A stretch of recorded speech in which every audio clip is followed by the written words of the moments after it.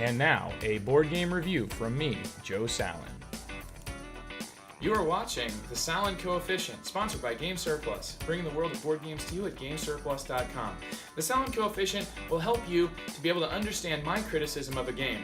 I'm looking for things like variability, strategy, depth, choices, theme, storytelling, and innovation, and they're not all really equal to me. They're my preferences in relation to the things I don't like about a game, like time to learn, time to play, downtime, randomness. These are all things that can detract from an experience. The Sallen Coefficient is the overall relationship of the positive and the negative.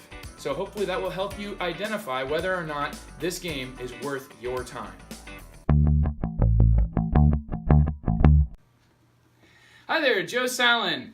This is the Sallen Coefficient, a video review series in which I tell you how efficient a game is for your gaming time. I'm looking for depth, strategy, story, theme, and I'm looking for games that are not going to bog down with huge long play times or difficult to learn rule sets.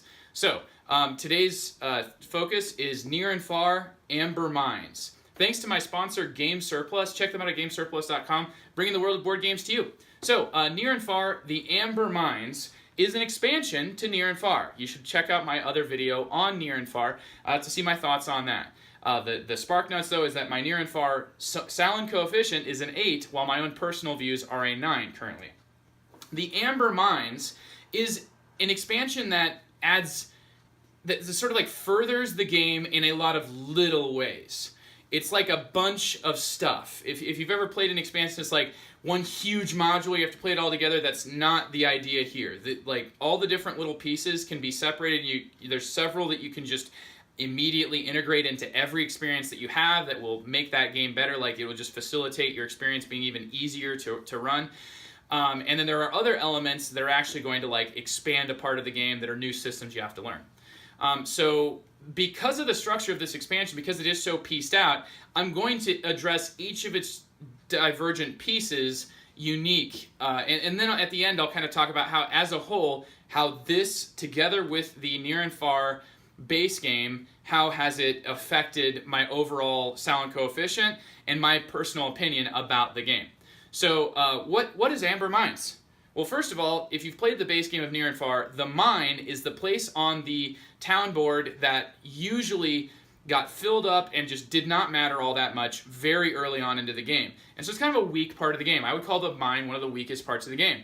This game adds an Amber Mines module in which you actually will place a piece over the mine, and then you have this deck of cards, and you're now going to be actually adventuring through cards in the mine, where you're going to be physically putting cards down on the table and then moving your character to other cards around it. So you'll be like moving around.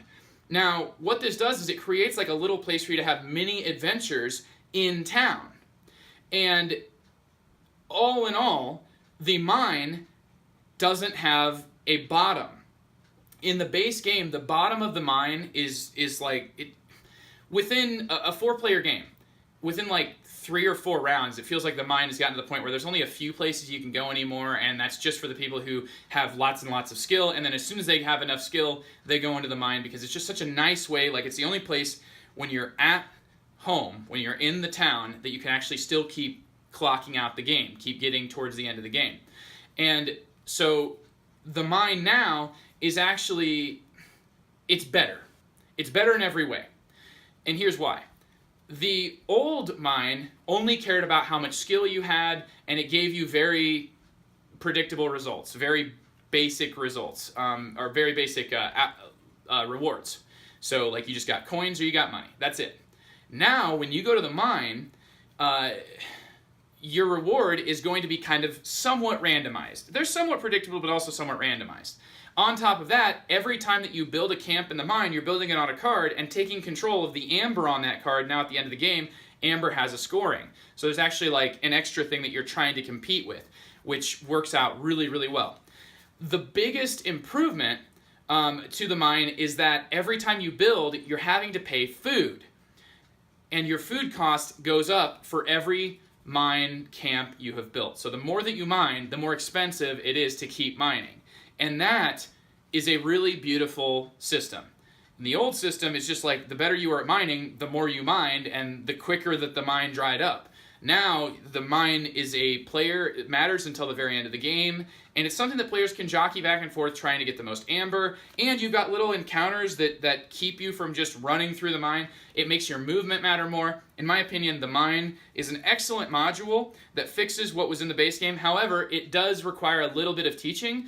But with how similar the mine now works to actual adventuring, where you're just moving from card to card, spending one movement per card, and having adventures and encounters in the mine, it all just kind of makes sense. So I really approve of this module, and I do think that it helps out with that part of the game with the mine. And the mine was the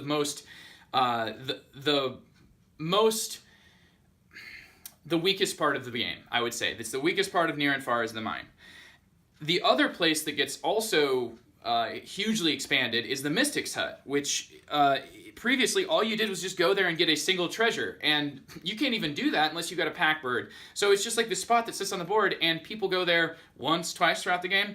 Now, in the Mystic's Hut, when you go there, you have a whole separate like magic that you're trying to increase. And so you have magic that gives you spells, and when you use spells, you flip them over, and then you can use them again, but you have to recharge them first by going back to the Mystic's Hut. It's a cool little tableau building element that goes with the rest of the tableau building beautifully, because it just makes you want to keep coming back to the Mystic's Hut to get different spells and to refresh your existing spells. There's also a little bit of endgame scoring for it. It works really, really well. To me, it is about the simplest way you can incorporate magic in a board game. It is just it's so fantastically simple, where it's like, I've learned this spell, I'm going to choose to use it now, I flip it over, I go back to the Mystic's Hut, I flip it back, and now I can choose to use it whenever I want. It's a ton of choice, and it's easy to get into, but it does add quite a bit to the game. Like I said, a little bit of tableau building, very fantastic element to the game. Something that I quite enjoy. It is just a touch more of an explanation, but really, like, you're going to be explaining that spot on the board to new players anyway, and this is just a better thing the way that it works. Both the mine and the Mystic's Hut have a few extra adventures that key off of how they work, and you can just throw those into the bag, and they're really simple, really work well. And there's also some artifact cards that get shuffled in as well, and those also work really, really well. I'm not going to talk about those separately. They're considered a separate module in the rulebook, but really, I consider them part of this. If you're not playing with the mine, you shouldn't play with the mine or adventures. If you're not playing with the Mystic's Hut, you shouldn't play with the Magic Teacher adventures. All right, so these are the two biggest changes to the game, the mine and the Mystic's Hut. There's also one more of a minor change, and that is a overlay that goes on the general store. And whenever people go here for the first time, they can get their expert dice if you're playing with that module, which I would say just play with that module. It's really easy. And the general store really never got used, but maybe once or twice in a game previously. Now the general store is like, not only do you want to race to get there first, you can get your expert dice, but the actions on it have just become much better. Like now you get 2 hearts. So you can actually get hearts while you're in town, so you don't just have to go on an adventure and stop your adventure short to still have hearts to be able to actually interact in the town and duel other players if that's what you're wanting to do. Now you can actually get hearts in town. On top of that, you do like all the stuff that you used to do. You also get to draw your 4 cards. So instead of it being either 1 coin or 4 cards, now you get both of better things. So it just made a better general store that makes it more relevant, and that's why I would say definitely add this to the game. The expert dice are, you just basically have a 1 that you auto reroll, and then a 2 where you can pay a food to reroll. Aside from that, the dice is the same.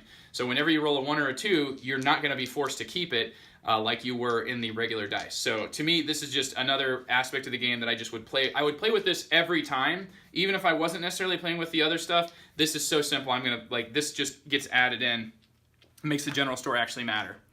The other aspects of the game, the main other thing that it adds that I thought was really, really neat, that was more of a departure from what Near and Far offered before, is the cooperative mode. The cooperative mode by itself is really simple. You just count the amount of rounds. Every round, you move up the round counter by 1.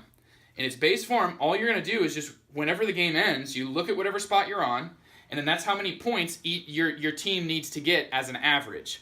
So whereas before you were adding up points and then comparing, now you're going to add all your points together, and then you need to get the number, each of the numbers start increasing. So if you end the game here, you only need 45 points each. If you're playing a 2-player game, you need a total 88 points. But if you wait too long, you lose the game, or if you wait this long, you each need to get 74 points. So it just means players need to play the game well, and then you need to end the game when it makes sense and when you can actually like get the right amount of points. It's actually a pretty simple way to do cooperative play. I would say the most simple way I can imagine to do cooperative play. No gameplay elements have really been affected aside from just that you count your rounds and then you need to get a certain amount of points based on those rounds. But that's not all. There is an added cooperative challenge, and that's because this is not super hard to do. Like, if you're just playing the game, you'll probably end up winning this if you're experienced players. But there's a deck of minion cards, and these minion cards are drawn every 3 rounds, and even less than that. It looks like every 2 or 3 rounds, depending on where you're at. But you'll flip over the card, and it'll have some sort of a negative effect on players, and for you to make that go away, you have to go pass a skill test and a combat test to make the minion go away. So it's like this really tough sort of a boss that you're fighting throughout the game, and it'll keep on getting more and more little Koopas or whatever, if you want to use the Mario comparison. But anyway, this is the minions deck, and you can add that to the cooperative mode to make it more difficult, to where you flip up and add more challenge. And to me, it seems like a really cool, simple way to do this, but in a way that, like, every effect is going to affect a different thing that you do on the board, and so it's going to impact how your abilities to actually fight it. And I think that's really, really neat. I think this is probably the most intuitive cooperative mode to be added to a competitive game that I've ever seen. And my primary gaming partner from near and far is my wife, and she just loved playing this cooperatively because we didn't even have to care about who got more points. In the end, she got more points also. So that was, I think, kind of impacted her decision as well as to how much she liked the cooperative game. All right, that's not all that comes with it. Those are like the biggest things that are added in. The other elements to this game that it comes with is just stuff that I would throw in no matter what. So these are those aspects. Sometimes I'd play with them. I could also see situations in which I wouldn't want to play with those things that I've described so far. The other elements are, you have a sheet that helps you remember what all the talents are that you can have whenever you're playing a campaign. This is great. It adds 8 new things to it as well. Not only do you have now something you can pass around, but it also adds more talents. Fantastic. Why would you not play with that? You get a pad where you actually keep track of score. This should have been in the base game. Where was this?